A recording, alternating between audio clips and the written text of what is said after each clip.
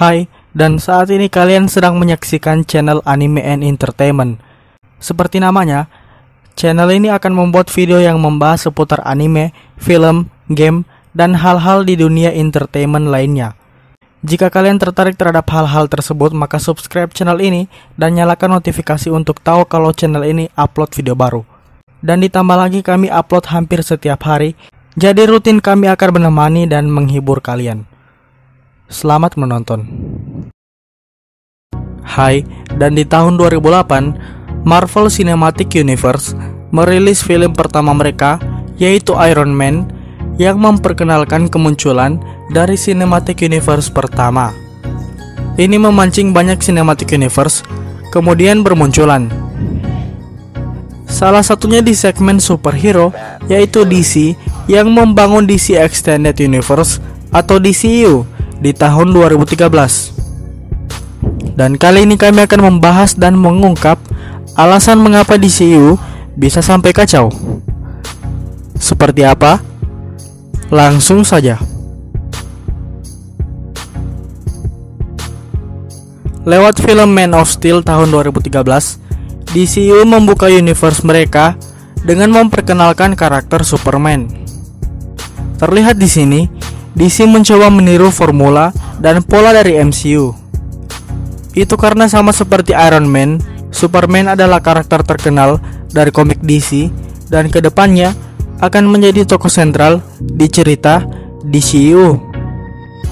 Sayangnya, Iron Man bisa lebih dulu sukses di MCU dan mampu mengakhiri karirnya dengan gemilang di film Avengers Endgame. Secara waktu, sebenarnya sangat terlihat bahwa DCU kalah jauh start dengan MCU yang sudah mulai membangun alam semestanya sejak tahun 2008. Sementara DCU baru bergerak di tahun 2013, di mana saat itu MCU sudah akan merilis film ketujuhnya. Itu membuat semua perhatian mengarah ke MCU lewat film The Avengers yang pertama kalinya menyatukan banyak superhero ke dalam satu film. Kemudian, DCU baru merilis film keduanya 3 tahun setelah Man of Steel, tepatnya tahun 2016, dengan Batman v Superman: Dawn of Justice. Kembali lagi, kali ini DC mengambil keputusan nekat dengan menantang Captain America Civil War di bioskop. Tapi film ini masih mendapat perhatian yang cukup banyak karena antusias penonton untuk melihat Superman dan Batman bertarung di layar lebar. Dalam membangun hype dari Batman v Superman, DC cukup berhasil karena akhirnya membawa Batman ke universe mereka dan membuat Superman berhadapan dengan Batman pertama kali di layar lebar. Tak hanya itu, orang-orang juga makin bersemangat untuk menonton debut Gal Gadot sebagai Wonder Woman dan kemunculan Lex Luthor, musuh legendaris Superman, di film itu. Dan ketika tiba di bioskop, Batman v Superman bisa dikatakan meraup keuntungan yang cukup di box office. Walaupun pada akhirnya film ini tidak mampu mengalahkan Captain America Civil War dari segi pendapatan dan jumlah penonton. Reaksi dari para fans juga beragam. Ada yang suka dan ada yang benci dengan film ini. Tapi melalui film ini, Zack Snyder sudah meletakkan banyak sekali petunjuk yang mengarah ke film-film DCU selanjutnya. Contohnya seperti kehadiran anggota Justice League yang lain di film ini dan masa lalu Wonder Woman. Masih di tahun 2016, setelah Batman v Superman, DC membawa film kelompok penjahat, yaitu Suicide Squad. Kali ini terlihat DC yang mencoba mengikuti MCU dengan Guardians of the Galaxy. Tapi memang bisa diakui bahwa mereka mencoba menghadirkan sesuatu yang belum pernah ada di dunia sinema, yaitu film tentang kelompok penjahat. Tentunya baik fans lama maupun fans baru makin antusias karena akan hadirnya pasangan Joker dan Harley Quinn di film ini. Tak sedikit orang yang juga menaruh ekspektasi tinggi kepada Joker yang diperankan oleh Jared Leto. DC cukup pintar dengan mengemas Suicide Squad ke dalam trailer keren yang di dalamnya terputar lagu Bohemian Rhapsody. Seperti yang kita semua sudah tahu, Bohemian Rhapsody adalah lagu terkenal dari band legendaris Queen. Suicide Squad benar-benar menghancurkan harapan dari para fans, terutama tentang akting Joker versi Jared Leto yang disorot karena begitu buruk. Diduga alasan kenapa Suicide Squad menjadi sangat hancur adalah karena adanya campur tangan pihak studio yang merombak skenario asli dari David Ayer. Ini juga menjadi alasan kenapa diciptakan tagar rilis The Ayer Cut untuk Suicide Squad menyusul Snyder Cut yang berhasil diwujudkan. Bisa dibilang, kehancuran utama dari DCU ada di Suicide Squad, di mana banyak fans yang sudah kehilangan harapan untuk mengikuti cerita ke depannya. Walaupun memang masih banyak yang menunggu film Justice League dan Wonder Woman di tahun 2017. Film Wonder Woman mengembalikan citra baik dari DCU dengan banyaknya pujian yang datang. Kisah hidup Diana membantu sekali untuk membangun hype dari film Justice League yang akan rilis beberapa bulan setelahnya. Kembali lagi, DCU mampu menciptakan nuansa baru di mana Wonder Woman ini menjadi film superhero dengan pemeran wanita utama pertama di sejarah sinema.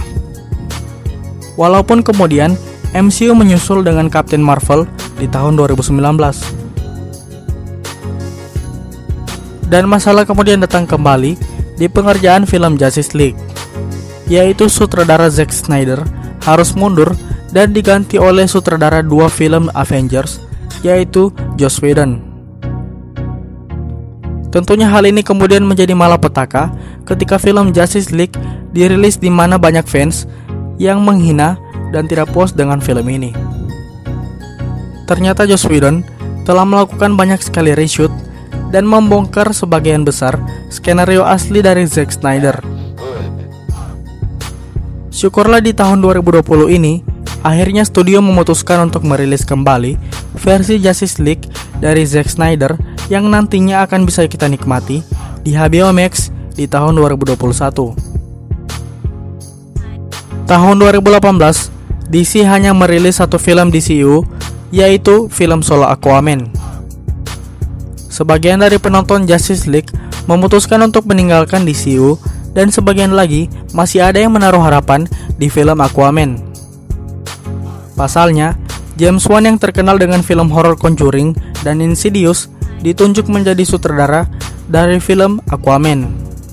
Dan saat rilis di bioskop, akhirnya DC kembali mengembalikan kepuasan para fans terhadap DCU melalui film Aquaman ini. James Wan berhasil menghadirkan film DC yang tidak terlalu kelam dan justru lebih colorful dibandingkan sebelum-sebelumnya.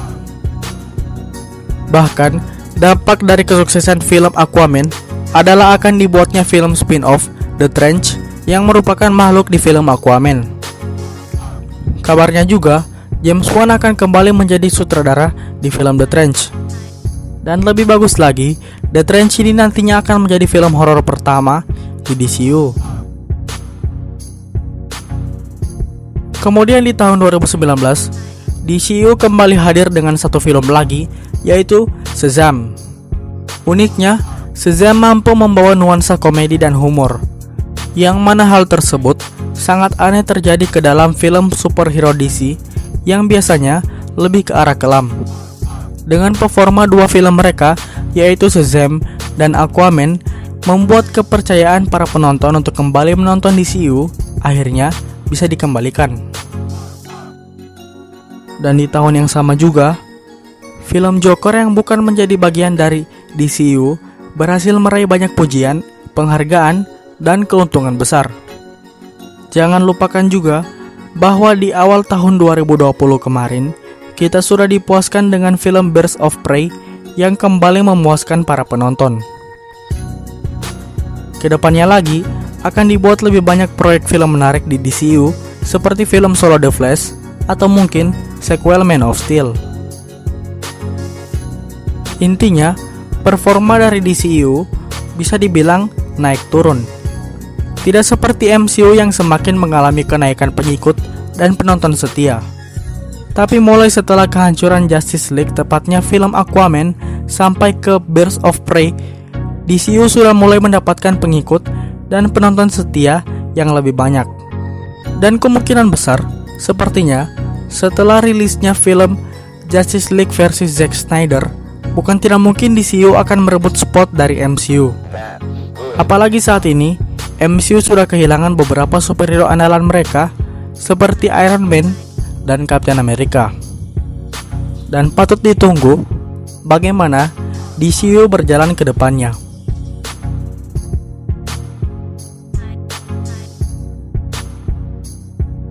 Itulah dia video hari ini. Jika kalian merasa video ini membuat kalian tertarik, maka silakan like. Dan jika kalian merasa ada yang kurang atau tidak menyukai video ini, silakan utarakan di kolom komentar di bawah dan tekan tombol dislike. Buat yang belum subscribe, silakan subscribe jika tertarik dengan hal seputar anime, film, game, dan dunia entertainment lainnya. Dan sampai jumpa di video berikutnya. Ciao.